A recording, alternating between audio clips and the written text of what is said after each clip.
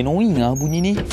Sekarang ni hujan tak menentu tau. Pagi panas terik, tiba-tiba petang hujan lebat gila tau. Jadi korang tengok-tengoklah condition wiper kereta korang tu. Kalau dah tak berapa elok, memang sesuai sangat lah nak tukar yang baru. Ni ada satu alternatif wiper yang kualiti dia memang setanding dengan wiper-wiper yang tengah viral sekarang. Wiper dari Pegasus. Korang selalu dengar dia orang buat barang audio je kan. Wiper pun dia ada buat mah. Wiper ni universal tau. Semua jenis kereta boleh pakai. Pemasangan dia pun mudah je. Tinggal cabut yang lama, pasang yang baru. Korang boleh buat sendiri je dekat rumah. Tapi korang kena tahu kereta korang pakai saiz apa wiper tu. Nanti kan terlebih panjang kan dah nampak pelik pula, dah kena getah dekat tepi tu. Dia juga datang dengan universal clip wiper adapter tau. Sebab itulah aku cakap semua kereta boleh pakai wiper ni. Diorang memang sediakan banyak jenis clip adapter lah, ikut kesesuaian kereta korang nak kena pakai yang mana. Dia punya design simple and nice je, macam yang korang selalu tengok memang dah familiar lah dengan design ni. Dia punya blade pula guna material getah yang tahan lasak dan tahan panas. Setakat nak potong air dekat cermin tu confirm tak ada masalah punya. Bunyi pun senyap. Korang tengok sendirilah dia punya perbezaan. Wiper belah kiri ni wiper daripada Pegasus, wiper belah kanan wiper lama. Nampak wiper lama tu dah ada kesan air dah, garis-garis macam tu. Nak lagi best, kita pakai sekali dengan windshield washer daripada Pegasus ni. Windshield washer Pegasus ni menggunakan formula German decontamination teknologi tau, untuk kuatkan lagi efek pembersihan cermin kereta korang. Tapi benda ni memang function kan, nak bantu korang hilangkan kerak habuk yang dekat windshield kereta korang tu. Korang isi dalam 50 ml pun dah cukup untuk bagi korang kuasa pembersihan yang padu.